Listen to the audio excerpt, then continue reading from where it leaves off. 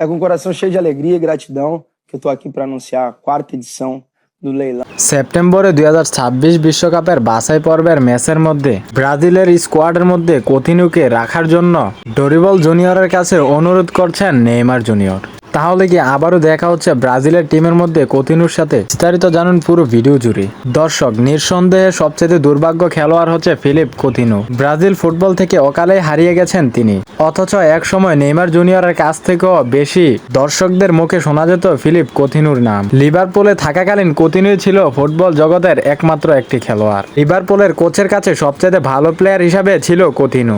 এবং কি যেদিন তিনি লিভারপুল ছেড়ে বার্সেলোনায় যোগ দিবেন সেদিন লিভারপুলের কোচ অঝরে কেঁদেছেন কোতিনুর জন্য। গোটা বিশ্বে এত এত নাম কামানোর মধ্যে কোতিনু এখন কোথায়? এত অল্প বয়সে কোতিনুকে হারাবে ব্রাজিল দর্শকরা সেটা মোটেও আশা করেনি তারা। একজন ফিলিপ কোতিনুকে হারিয়ে ব্রাজিল টিম অনেক পিছিয়ে গিয়েছে। ফিফা র্যাঙ্কিং এ দীর্ঘ সময় ধরে 1 নাম্বার থাকা ব্রাজিল টিম এখন 5 নম্বরে অবস্থান করছে। আর সেটা আমার মতে একমাত্র কারণ হচ্ছে নেইমার জুনিয়রের ইনজুরি আর ফিলিপ কোতিনুর অকালে হারিয়ে যাওয়া।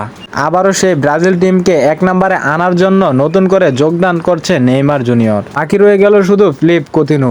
তবে নেইমার জুনিয়র ফিলিপ কোতিনুকে ফিরিয়ে আনার জন্য অঝোরে চেষ্টা করছেন।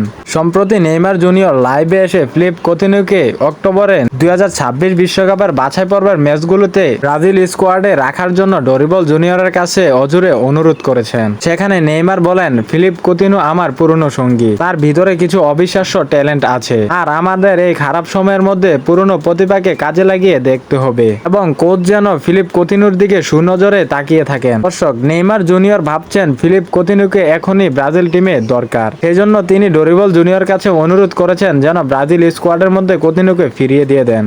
তো প্রিয় দর্শক, আপনার কি মনে হয় নেইমার জুনিয়রের অনুরোধকে রাখবেন ডরিবল জুনিয়র? আর ফিলিপ কোতিনু যদি ব্রাজিল স্কোয়াডের মধ্যে ফিরে আসে তাহলে ব্রাজিল টিমটা কেমন হবে তা অবশ্যই জানিয়ে দেন আপনার মূল্যবান কমেন্টস আমাদের এই ভিডিওর মধ্যে।